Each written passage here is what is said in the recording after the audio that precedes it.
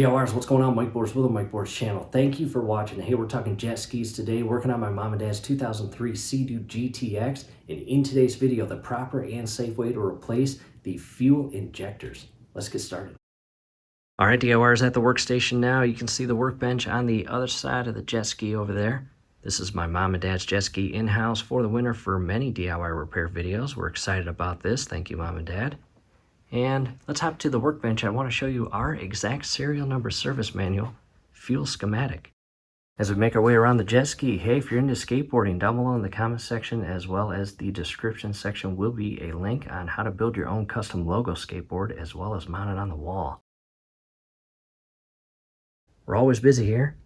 And again, your exact serial number service manual goes a long way when it comes to working on your jet ski or boat. Or anything for that matter. And you can see just some body parts here. Internal storage, front compartment storage, the grip pads, and the step on the back as well as the sleeve. We will be replacing that at a later date. However, here is our fuel page of our system manual. And there's our fuel tank, and there is our fuel control module. And on the very bottom, you can see the fuel pump. In addition, you see our fuel filler neck as well as our cap and many fuel lines and the engine. However, let's come in right here. That is our fuel injection distributor. And here's a better blown up view of all the parts. And number 38 right there, we've got two of them, are our fuel injectors. And we are going to replace each of those. DIY is taking a big step back. We are now port side or aft port side of our jet ski. We are going to remove the seats. However, I want to show you something real quick. Here is our latch for our aft or rear seat. And listen to that latch. You'll notice it's not screeching, squealing, or screaming. And that is because we have properly lubricated. And that link will be down below as well.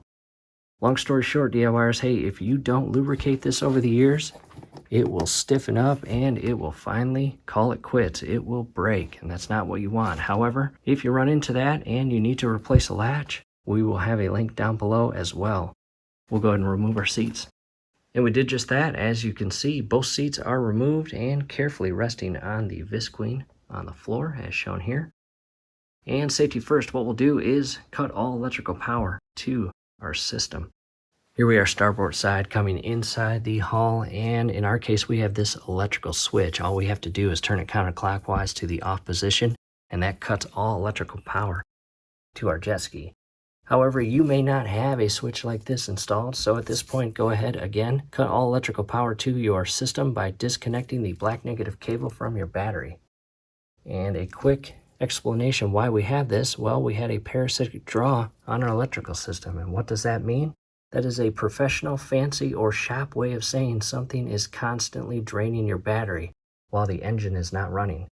And that gets annoying, especially if it's a newer battery, right? So down below will be a link on how to install one of these. They are great. Here we are back port side coming inside the hull. And there it is, the direct fuel injection. And on top of that, we have two fuel injectors, one here and one back there. And this center cap here is plastic, and underneath it is your fuel regulator and air regulator. And DIYers, you may not be replacing those, and because of that, we're not going to bore you in this video on how to replace those. However, I strongly recommend replacing those, especially if you are going to remove this securing plate and pull your fuel injectors out and replace them. It's just better to have all brand new parts on top of your distributor. However, again, in the event that you are not planning on replacing your fuel regulator and your air regulator, we're not going to bore you with that in this video. We are going to focus solely on your fuel injectors. All right, DIYers, at this point, I've got the camera positioned inside the hull, resting on top of the engine. And the very first thing I'm going to do is direct my attention to the electrical connection points that feed onto and secure into the top portion of each fuel injector. And you've got this little spring-loaded tension tab here, and just by pushing it in, you can release the lock on the connection itself, and with it all the way pushed in, simultaneously and carefully pull the electrical connection point up and off the top portion of the injector. And I'll do that for both, as you see there.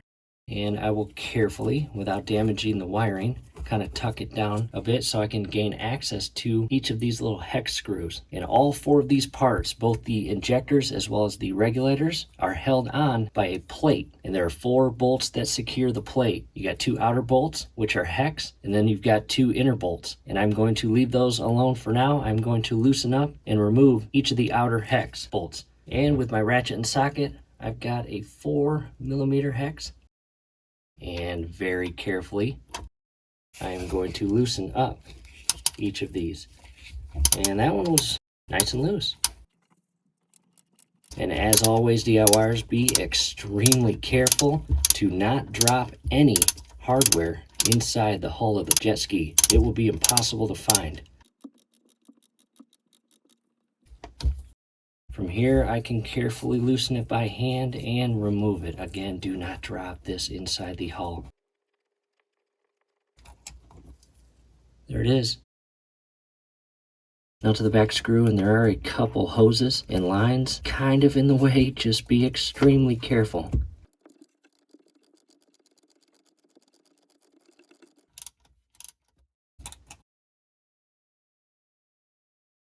With those screws removed, again, it's really difficult to kind of tuck this electrical connection point back. Just be careful. You don't want to damage any vacuum lines or air lines. And from here, I've got 2 1/2-inch bolts that secure to the top portion of the distributor that feed all the way down into the engine. And I've got a 1/2-inch deep socket, and I will carefully rest that in place and loosen these.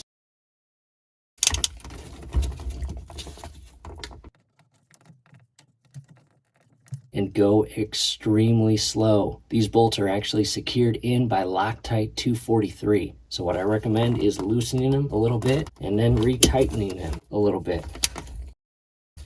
Back to loosening them. The last thing you want to do is snap these bolts inside the block. That would be awful. From here, back to tightening just a little bit and to loosening. And once it's loose, ever so carefully continue unscrewing it, but go slow. And getting a little tight, I'll go back to tightening it just a little bit, back to loosening.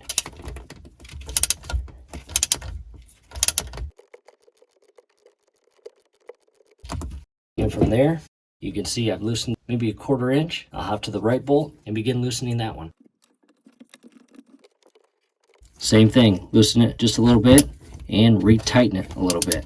Do not snap that bolt. What we're doing here is basically breaking free the Loctite 243.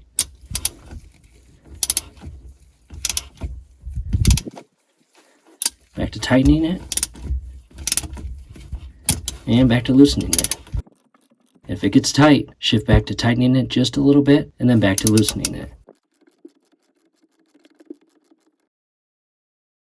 From here, I'll take a break. I'm going to tuck that electrical connection back down, and ever so carefully, you can see that the plate itself is slightly loose. See that? And from here, these injectors are secured into the distributor with O-rings, and they're in there tight. Be careful as you pull these out because you don't want to break the seal on the lines going in and out of the distributor. You got little O-rings in here. And I transition to the smaller 1/2-inch socket as opposed to the deep socket for clearance up here.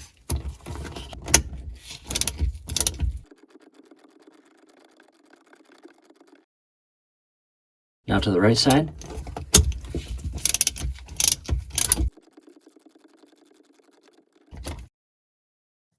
Back to the left side.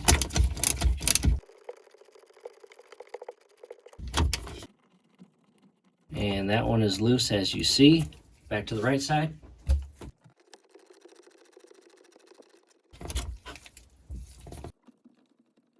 And each bolt has 2 washers. Do not drop those as you pull these bolts out. And they're big, maybe about 3 inches.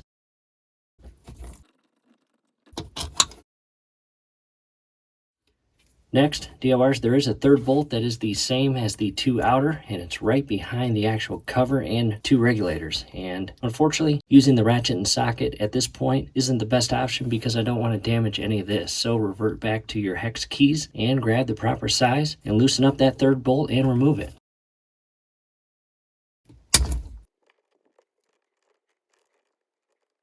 And do your absolute best not to drop that tool. Man, that would not be good. And this will take just a little bit longer than the other two because, again, I'm not using a ratchet and socket.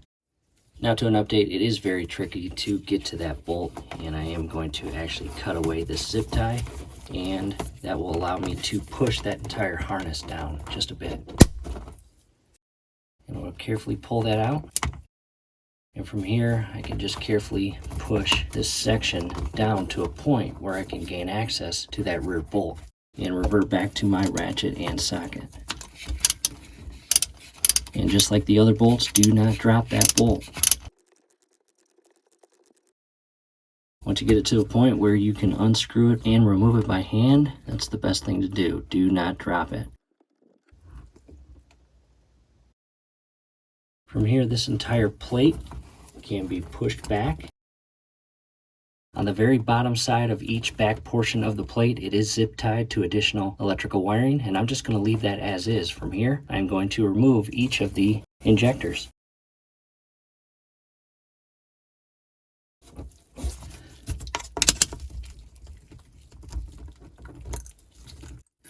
So I'm not sure if you can see it here, but there is a little groove or machine cutout on the top portion of the distributor that allows you a specific section to insert a screwdriver and carefully pry the injector out of the distributor. And as you use that screwdriver to ever so carefully pull it up, I recommend pulling it up, turning it just a little bit, and doing the same thing.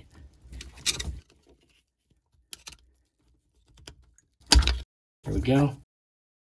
As you pull this up and out, verify that both O-rings are secured. Check the condition of it, not too bad. I'll do the same thing for the right injector. Ever so carefully create a gap in between the distributor and injector. As you see here. Transition to my larger screwdriver. And I will also turn it ever so slightly, basically to break free that O-ring inside there.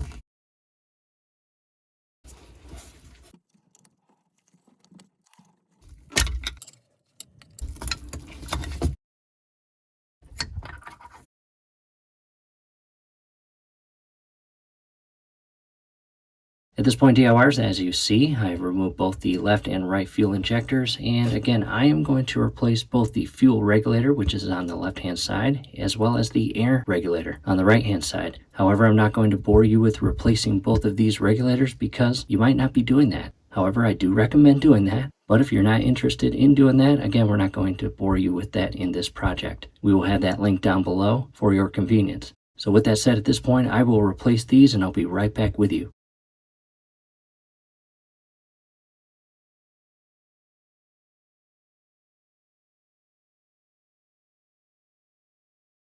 Taking a step back, looking at the fuel injection distributor, and let's go to a closer view of the top portion. And inside each hole or cavity, as you see, there is the air injector down below, as well as the cavity for your fuel regulator and air regulator. And any of that milky substance, go ahead and clean that up and get that out of there. You don't want that going inside the new fuel injectors. And there is a little bit of a milky look to that fuel, but it's not going to be perfectly clear. However, I am going to use a paper towel and clean out each cavity again of the distributor.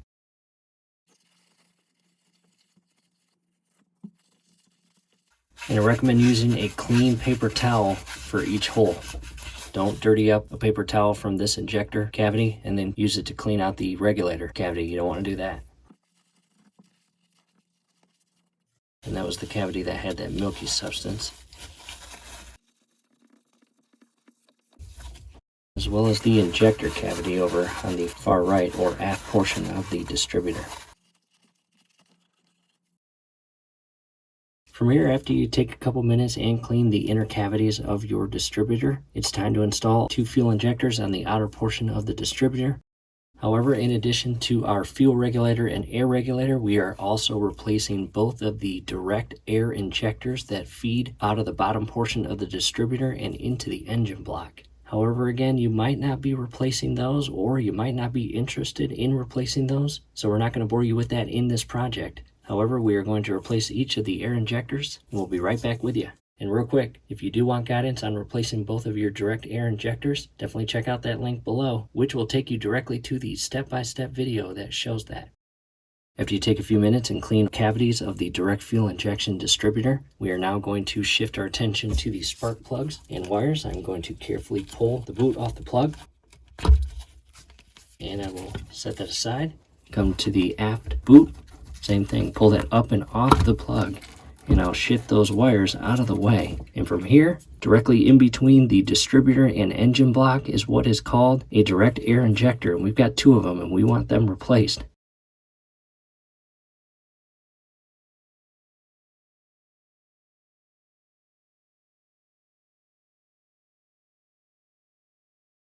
There's the bottom portion of the distributor.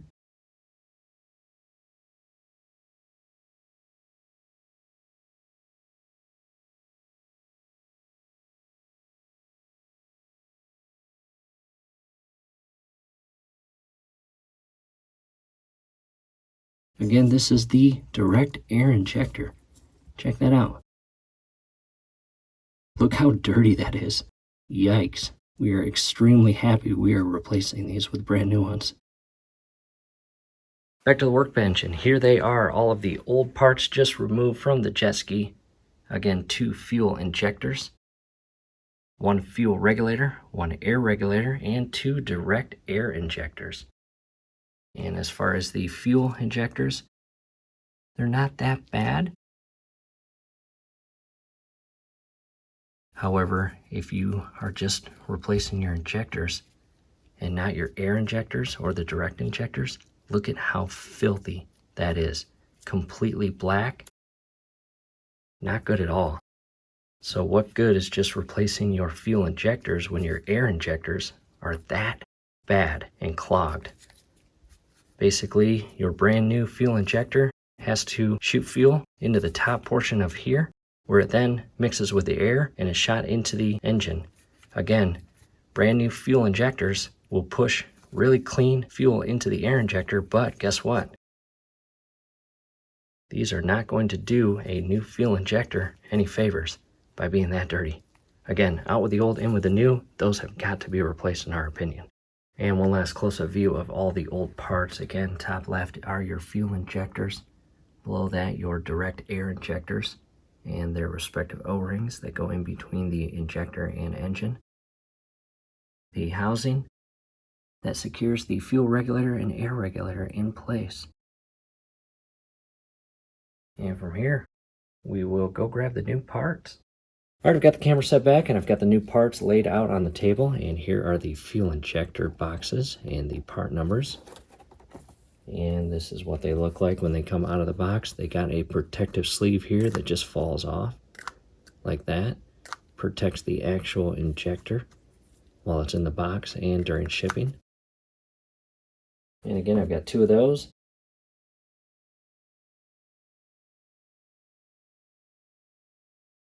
At this point, I've shifted some parts to the side, and there are the boxes for our brand new fuel injectors and part number. Again, OEM, that's the really only way to go. And these are little protective shipping cases or caps. Go ahead and take those off. Set those aside, and we are going to properly lubricate the bottom O-ring and top O-ring right there. And I am using 2-stroke synthetic blend oil. DIYers, stay away from automotive oil. And with the cap secured tight, I'm going to tip it upside down, back upright, and I'm going to remove the cap and the oil that attached itself to the inner portion of the cap. I'm going to use to again lubricate each of the O-rings. 2 on each injector.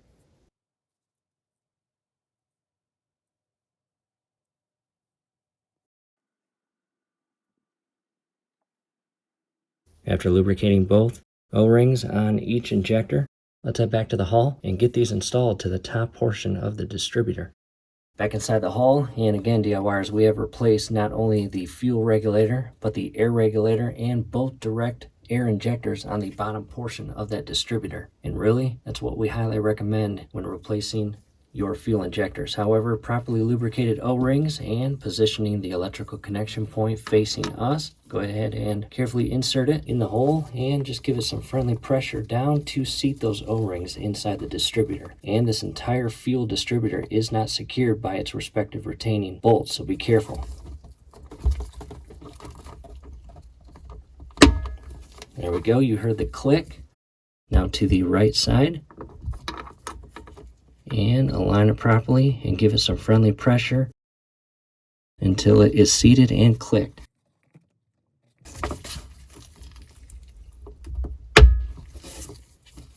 There we go, perfect. And these regulators will ever so slightly shift up because of the O-ring, but that will be okay because when we secure these four in place with the plate, those will be pressed and flush. Alright, DIYers, back to the workbench, and we have both of the large retaining bolts that feed into the top portion of that distributor and all the way into the engine block to secure that in place. And we have a steel brush here. Down below in the comment section, as well as the description section, will be a link on where to purchase this. We need to clean these bolts and that thread. Those are very dirty. And just carefully use that steel brush to clean out any and all debris from the thread, because when this is all clean, what we're going to do is apply Loctite 243 to the thread prior to installing it back into the engine.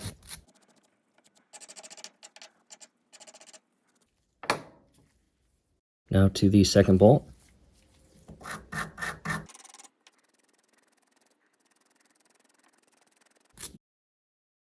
This bolt was a little dirtier and more stubborn than the first one, but it's clean.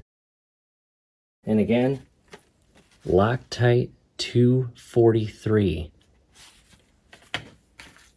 not Loctite 518, not Loctite 271, not Loctite 680, but again, Loctite 243 for our specific serial number service manual. And in our case, it is blue. And when we apply the Loctite 243 to the thread, we are going to ever so carefully install these into the engine and hand tighten them and then torque them to 18 foot-pounds. That's very important.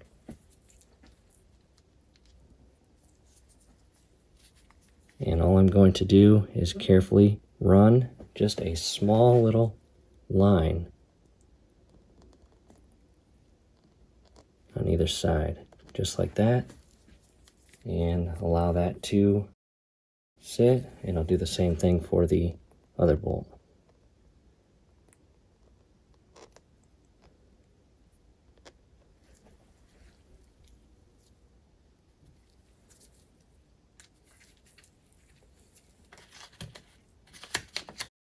Back inside the hull, and I'm going to bring the plate up, and be very careful as you do this.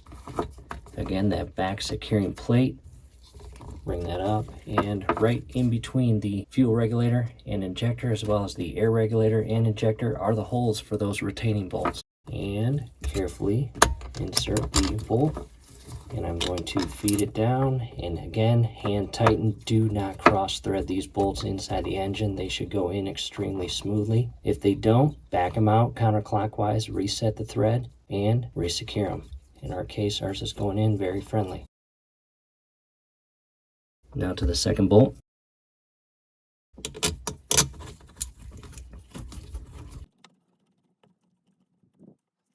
And from there, they are hand tight, but still have a long way to go. I will transition back to the ratchet and socket.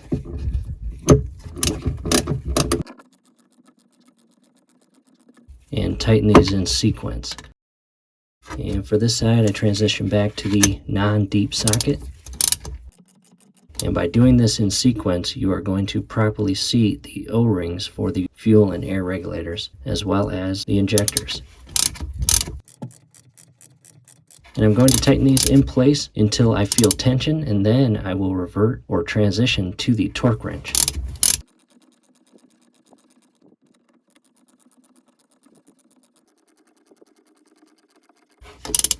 And I feel just a little bit of tension there. Back to the left side. And I feel a little bit of tension there. Now transitioning to my very long torque wrench. Again, it is set to 18 foot-pounds. And I will do this side first. And continue tightening until you hear or feel your torque wrench make a clicking sound. At that point, you know it is properly torqued to exactly 18 foot-pounds.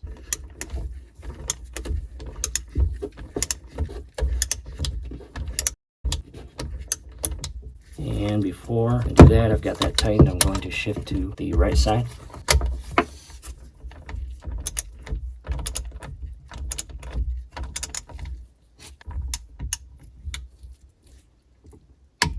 There it is. You heard the click directly to the left side.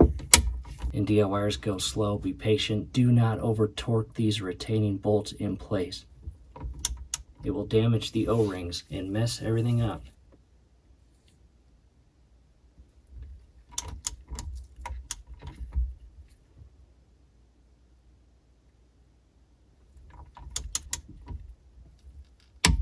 There it is.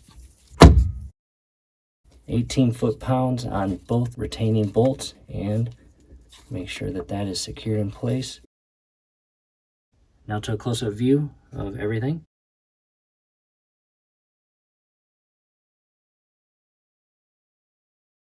And coming back here, there is the torque wrench I just used. Very important. Do not over torque those retaining bolts.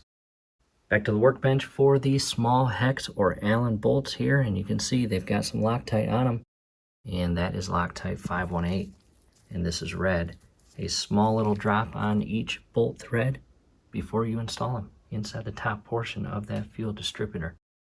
Back inside the hull, and again, just a little dab of Loctite 518, and do not cross thread or drop these little bolts inside the hull. You are going to carefully hand tighten them in place and then secure them with the respective hex key or Allen, whatever you want to call it. To the right side, align the hole, and ever so carefully, without cross threading it, screw it in and hand tighten it. And that one's hand tight. The difficult one will be in the back. I'm going to shift the connections aside and find the hole with my finger, and I've got it attached to the socket. And I'm going to feel for the hole, align the screw in place, and from here just carefully hand tighten it as shown here. And it is tight, however not all the way tight. I will transition to the ratchet and carefully tighten them in place. Now to the right side.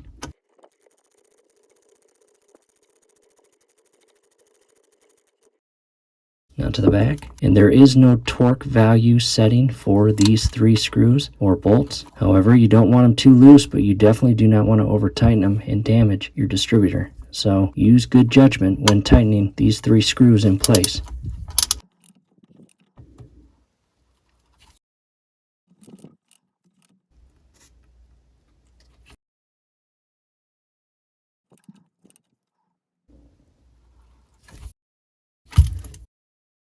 From here, double check everything. You can put some dielectric grease on your electrical leads. However, taking a look at the internal portion of the cap that goes on the fuel injector, there's a good amount of dielectric grease inside there, so I am okay with just installing these. However, before that, I am going to re-secure all of this to the tie strap mount here.